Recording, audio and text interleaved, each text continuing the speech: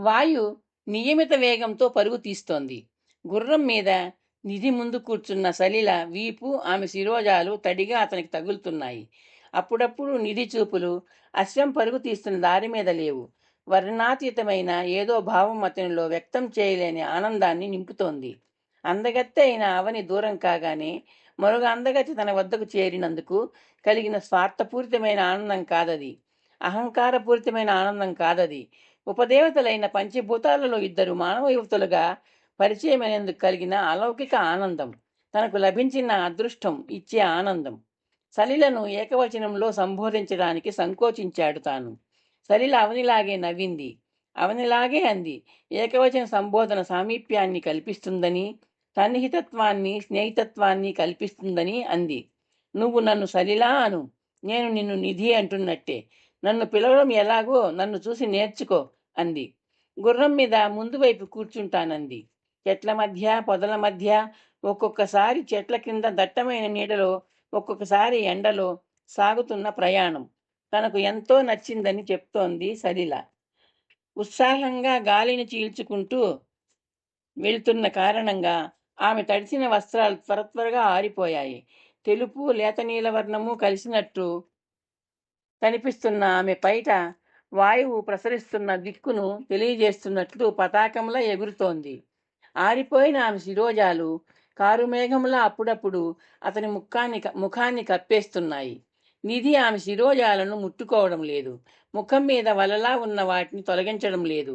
ఆమె నల్లటి శిరోజాలు నల్లటి తెరలా తన కళ్లకు అద్దం పడుతున్నా పట్టించుకోవడం లేదు. తను చూడలేకపోయినా ఇబ్బంది ఏం లేదు. ఐశ్వరాజ్యం వాయువు చూస్తోంది. ప్రయాణం సాగిస్తోంది నిరాటంకంగా. సలిల గుర్రం వీపు నుంచి ఉన్న వెడల్పాటి బంగారు గీతను చేత్తో తడుముతోంది. మంచులా మెరిసిపోతున్న చర్మాన్ని నిమురుతోంది. నిధి, ఇది దేవలోక అశ్వమా?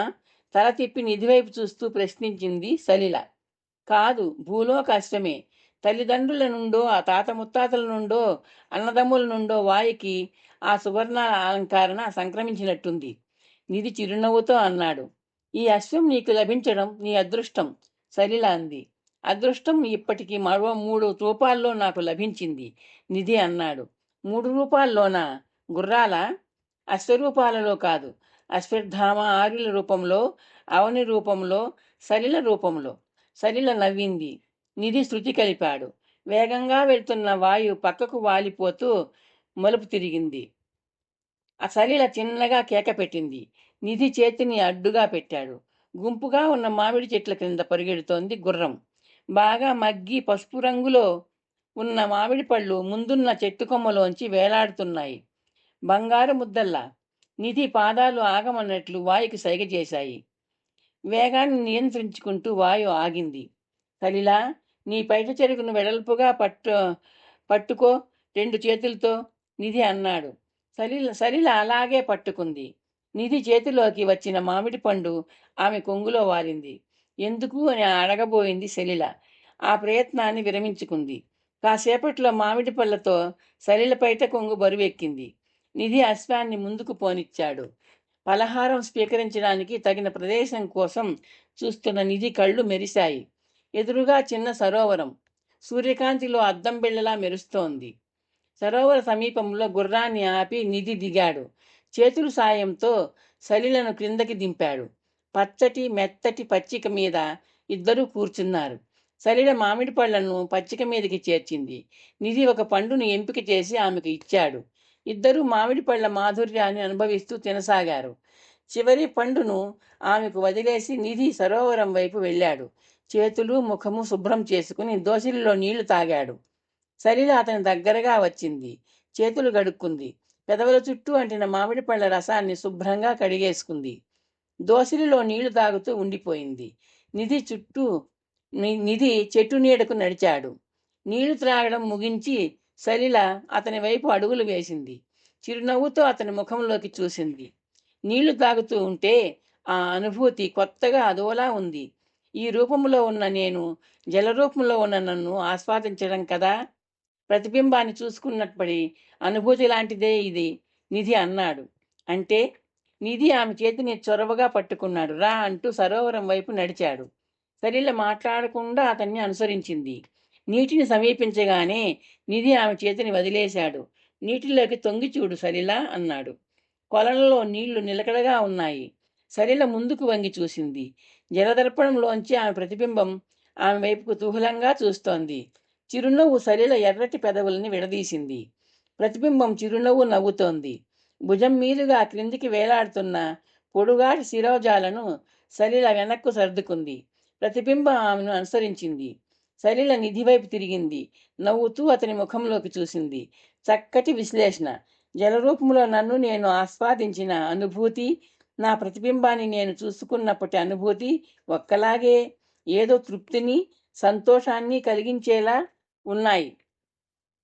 చక్కగా అర్థం చేసుకున్నావు. వెళ్దామా? చీకటి పడేలోగా ఏదో ఒక జనావాసం చేరుకోవాలి. పళ్ళు కాయలు కాకుండా అన్నంతో ఆకలి తీర్చుకోవాలి. నిధి ఆమె చేతిని పట్టుకుని గుర్రం వైపు నడిచాడు. నన్ను నేను నాలో చూసుకున్నాను, సలిల అంది. ఏమిటి? నిధి గుర్రం పరుగు తీస్తున్న దారి మీద నుండి చూపులను తప్పిస్తూ అడిగాడు. అదే, ఇందాక సరోవరంలో ప్రతిబింబాన్ని చూసుకున్నాను గదా నాలో, అంటే నా మౌలిక రూపమైన నీటిలో నన్ను, అంటే నా ప్రతిబింబాన్ని నేను చూసుకున్నాను అన్నాను. బాగా చెప్పావు.